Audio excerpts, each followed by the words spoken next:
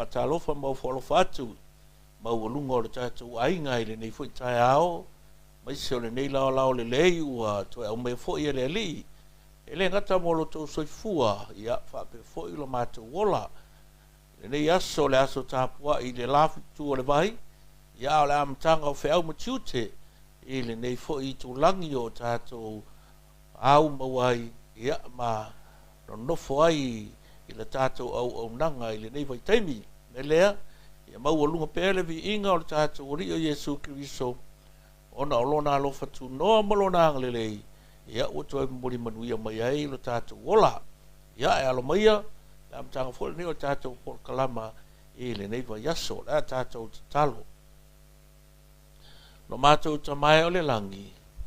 Ia pa ia lava lo suafa. Ia mamalu pēa lo suafa. Ma ia wha manuina lo suafa. Ia whapena fwoi o na maualunga pēa lo lava vi inga. E mele le ia tele wa e whaia i lo mātu wola. Wafu ai o na toi maua le nei awa noa. E whapena fwoi o na whatau nui na ai o mātu tiute ma whaiva. Ia meisi o pol kalama ma mafutanga e peila wa o na fwofwaina. E leo mātu wola awai ma lea ngang whalo alo ngang paia fio maia. Ma futaina o mātou loto. Wha ia, wha manuia, ma wha uina i mātou. Ia mai se fōne wha fonga, ma le mai mua mai, lo mātou ainga i tue whio le neila lo langi. I ne ia sufi lo mātou whatotua. Te inana la mātou au nanga, ma le mātou tautua ia te oe. Ia wha manuia, ma wha ia sau ina i mātou. I le toto le ta mai mā moe. I ne ia wha uina i fōne nei mā futanga, i le manuia, ma le fia. Fo i le vi inga ia te oe Yesu lo mātou wali i le whaola. Amen, amen. Ia. Au sula tātou pese. Ia sang whamanuina i pēa le suafo lo tātou wali. Amen. God will make a way.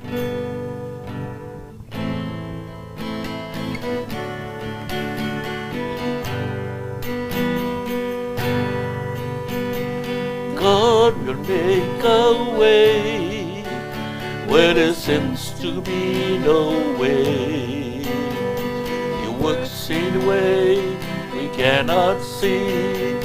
He will make a way for me. He will be my God. Hold me closely to his side. With love and strength for each new day, he will make a way. He will make a way. O lea tua e mawhaia, mea umau te le mawhaia. O ana awala e lewa aia, e whesoa soa ni mai ai. O ia o lo uwhaola, e te fusi maulo unei ola. O lona alofa, ia te uma, o maua i leola. O maua i leola. God will make a way. God will make a way where there seems to be no way. He works in ways we cannot see. He will make a way for me. He will be my God. Hold me closely to his side. With love and strength for each new day, he will make a way. He will make a way. One more time. God will make a way. God will make a way where there seems to be no way. He works in ways we cannot see. He will make a way for me. He will be my God. Hold me closely to his side. With love and strength for each new day, he will make a way. He will make a way.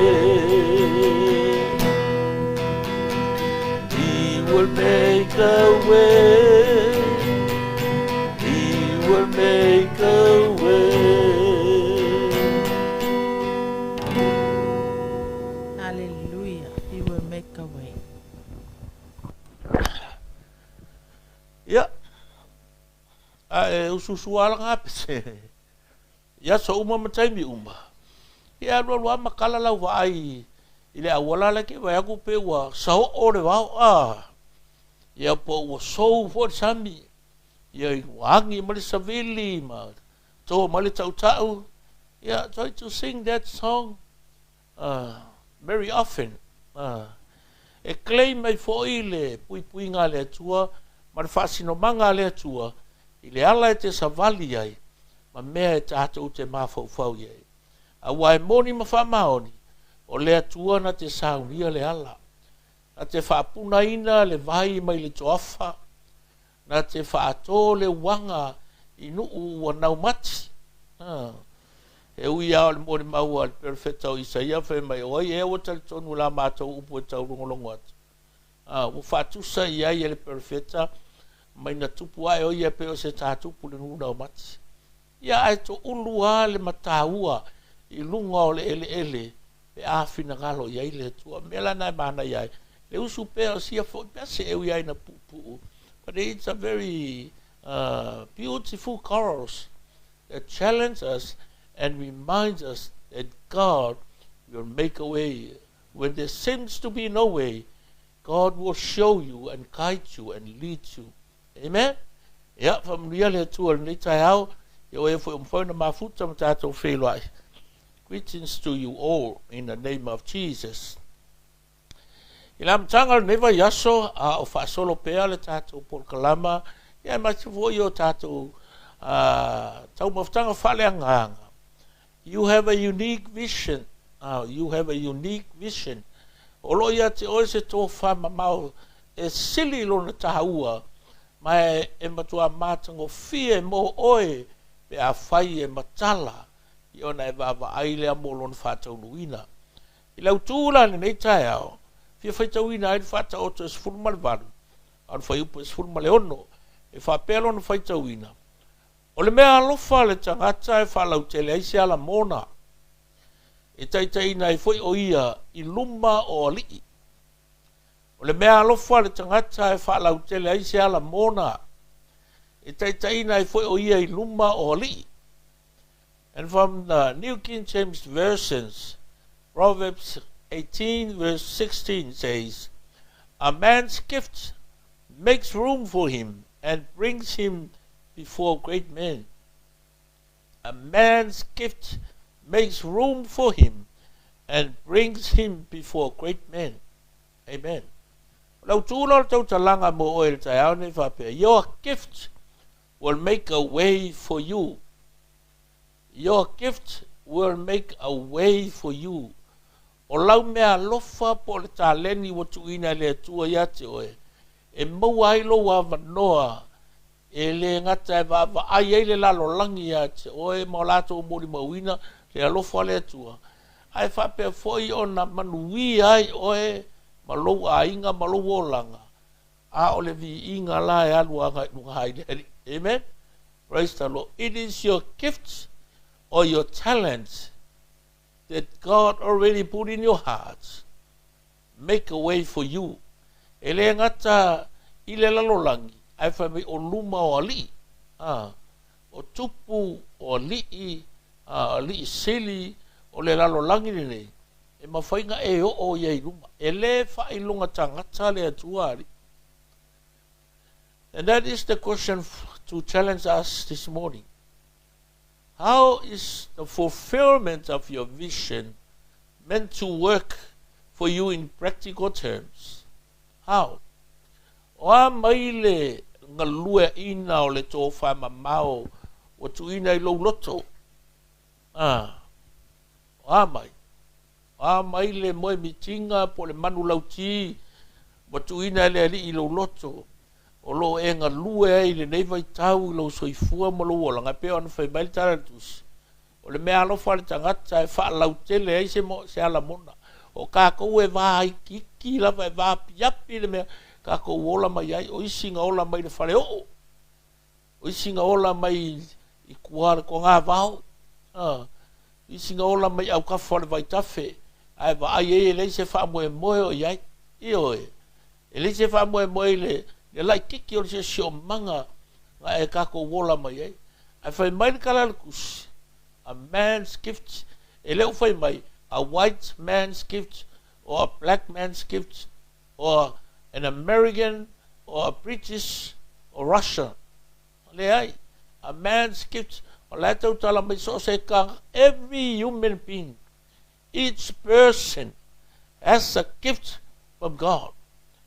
We were designed to be known for our gifts. Na ina oe maa ue le tua ina ia iloa i mea ua ia tu ina tono tātou. E le whaia ka vika le malu malu ua ngale ma le whale o le kupu. Wa whiu e manga oe ngongo i le tua kwa kusea vangoa ia ia. A fe maritala le tusina sa uno e ileri. Ia o oe o le warrior. Wa koko lima o lo kingo e mailo unu e kau iau vae. Oe o le warrior. You are a composer in terms of music, rhythm, and lyrics. You are an artist. You're not a builder. You're not an architect or a contiguous surveyor. Ai whanau mai a te oe, le tangata na te whaia le whale lea. Ia whanau mai lo lea o longa kari o Solomonga. Ia mai le lai kiki o Solomonga. Nga o lea i le tua, au mai e le tua, ia le poto ma le loto matala. Lea nga ia whawinga i le malu malu, e ku ia i le ato la au o le wheringa. To la au o le tua. Vai me, e se umba ka lengi ma mea lofana o mai e le tua eke. E fori kei mi e whaperi kala kako. So ma kwa i le ka lengi ia. E se yo nga upu. O ke whea le upu ngai lau whangau. O le pese mai o le leanga o le leo, e fiu ha o aku e vai e whale kong. Awange whea le upu ngā whape e vai e le ka lengia e whale kong. Le ailanga e leo ka ngaka uma e pepese. E leo ka ngaka uma fo i e whaia onga. E leo ka ngaka uma e fo mai. O lea lea ka mamai o fo mai malo ia. Ia o whaia ka kongi e lau nginga lupo le atua. E le ma whainga maua le energy ke aluai. Pe a whai ke le alu le whale olo e whakau mai se whalawa ma se paka. A mea ngai le whaia ngi lo ia mea nga.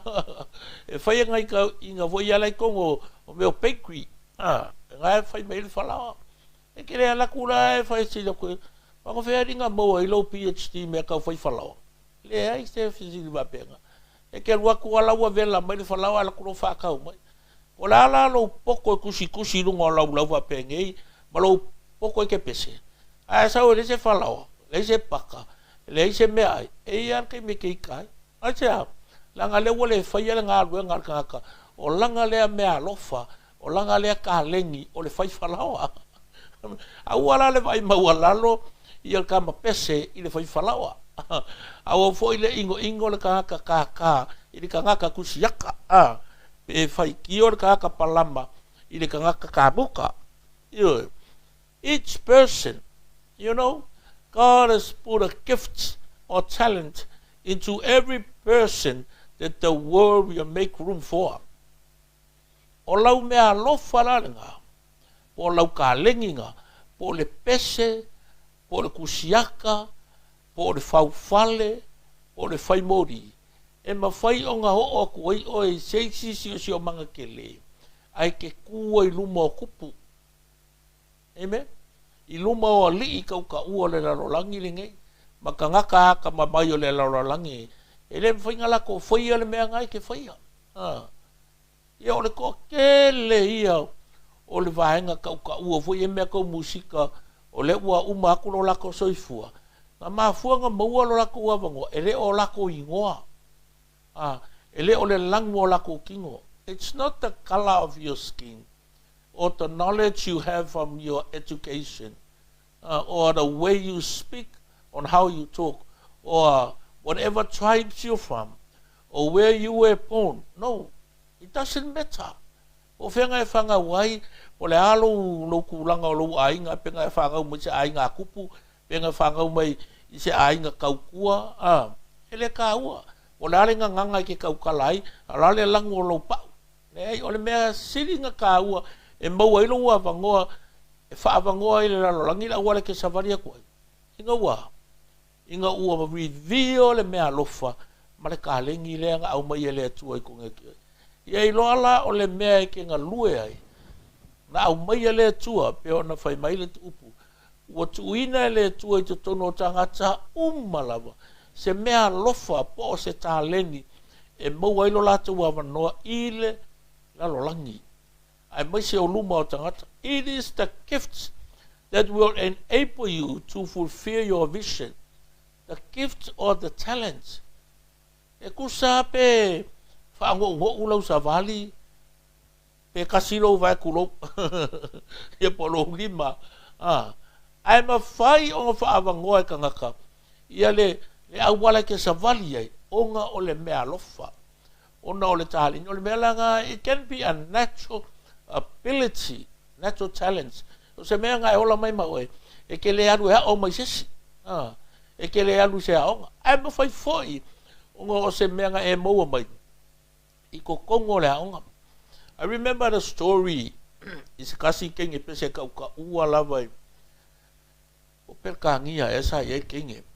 O le mea maa liela, makua i no lofi e kangaka kusikala, kangaka pueaka, pea uma ia le konseki e pese e kenge, e mea kenge e pese o le opera, ko i ngā pese vonga le sau mai i kāria, au inga whakai ka yo, mai kaka kia weangu ko amalepe le ka warunga whale. Aila ua umar konseki ngā pese e kenge i skasi arena kele lam. Ua whelanga ku ngila ka ngaka wa kumu mai, le upu e aka mara kusikala e fia mbopo la se kala ki. Ai waku e lo maliska ngaka ngā wha ku ai e ku le leile, ka ngaka pe le leila ngā luenga mo kulanga whape ngai long kamai. E manga o lai fia kalangoa le king. O ko singa ile loko le kakampi e manga e whaise la uo. O la lai vaho mea la security ka. A lai makua i whainga karga kua manga o hai pa ia. O iloa mai la ele kingi pese. Le whaalawe lawe le kupu i whea kura mara kingi ia. Let him come. Let him come. Sahu ror kaka. O mea la ku kingi whailanga o kalanga ia ku kura o kamale. Mahalo ka ia. Manga orka malo e alu leo tau. This is a true story. Kala mongi al kala ia kua. O aku a maskula ki. O ko kongo le anfea. O le o tau le kingi o i le poku. Whea kuro le markala le kingi. I skula ki mara uka mala ia. Whakalia kui. E ialu e sui o ngā la e. O ngā la e whawhia fia. O le makua i makau ki o le mea ngā wa ai e le kaka. I le ke leo le hofofogia o langa wa ai malonga loko. I le mea ngā wa ai e nunga le stage. A laku lo le kenge. Ka ko ese langa wiki. Awa ese malonga vai e wa kenge whailonga vai whapipi. Awa ese malonga maka wa e whailonga maka whapipi. E le anga le wa ai e le kenge. Unga lo i lunga le wheelchair. Ia makua wheelchair whonga e whai remote. Masau lo mariki. So le ua ke i ngaka ki kiro kunga. O or kako. Kasir kako maka. Kasir kako vai. E kau mai la le winga le mele kau whamakala. It is your gift that make a room for you and make a way for you to the world and before great men. Lea la ua kauka ua ma pese le kenge au le kenge le ako ko le malosi o long kingo. I le ofofongia o longa si ufofonga i le mangaia ma le malu le whaafofonga ma le whaalongolongo kangaka. A le wa angaua ko ila ukama lea ma longa karikongunga o se makua malosi le kaka. Ai sau i le kenge ua umanga ieianga suinga ma kua i ingo e ila ukama lea. Wa ese ale makango fio le leo. Ese le manga yo foringa len ku lunga stage. Ese le me mo ya lo ki lo ku. Vai mai la kala. Usala e wa follow le me alofa.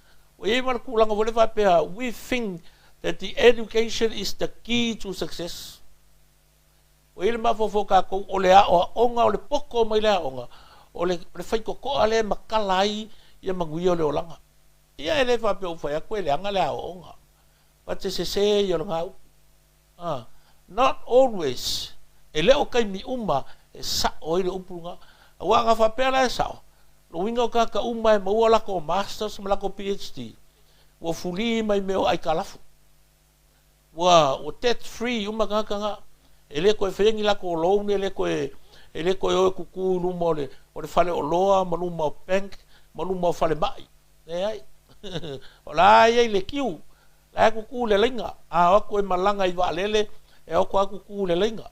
O ise o business class o ise o mai economy class ia ngalo alo saso fa kwa ngo fo se so ka fa penga lu mo first class o le winga fa mkala no ele le anga le onga pati awangi i ele ma fo fa pe a le anga la wa onga pe le anga la ungang pe ke le lo ka la pe ka nga fa pe le wa ele anga le ai ele le meanga e meta i lu mo fina ngalo le tu it doesn't matter to God o le ale nganga ka ukalai o le ale langolo pa o le mere ka ua o lo wi loa. How do you know you have a gift or a talent from God? Ai a e loa o nga e maua le o le avango pe veango fai ia lea ka ko loko ma le fina ngalo le tua ia ka ko laka i le nganga pa ia ua nga ke reveal mai a te tatou le mea sao ma le mea whaale tonu le mea kaunga ko sa vali ai. Sons and daughters of God are led by the Spirit of God. O aka lii ma whawhingi o le tua e kaika inga elea nganga pa ia o le tua. Wai mo mai le kahua. Wai vai ele vanga muli muli o le Whai upule sfulwong. A man's gifts bring him before great men. O lau mea lofa po o lau taleni. Nga ke au maia o e luma. O le mea ia lii. Sometimes e ke lei loa. O le mea e kaunga e loa. Maia e mankua. O le mea lofa le ke oe. O le ka lengi le ke oe. Po le a lava. Ka alo a onga whainga luenga mea kau musika. O le makua i e pei o e sili aku longa le mamafa o langa uka ngai loa pusa sa. Loaded. O ngai ngofo i kongu ia ki oe. O milionga ngai ngofo i kongu o le mea alofanga o le kālenginga.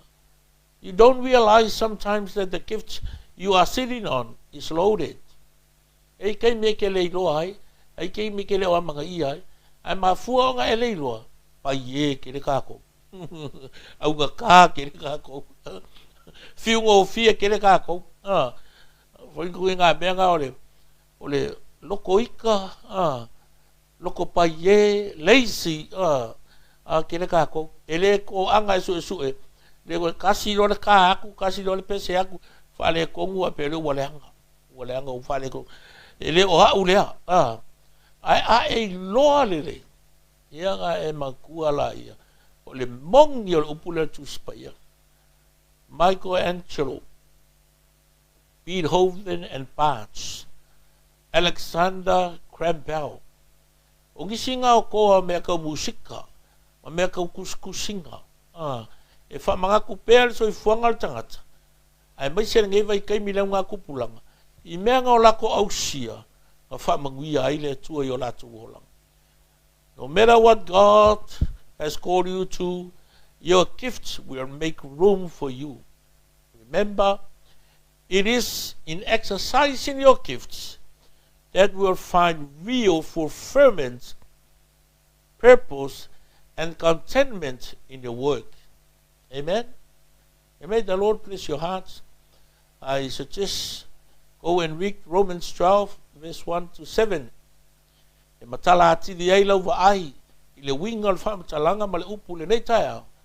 Your gift will make a way for you.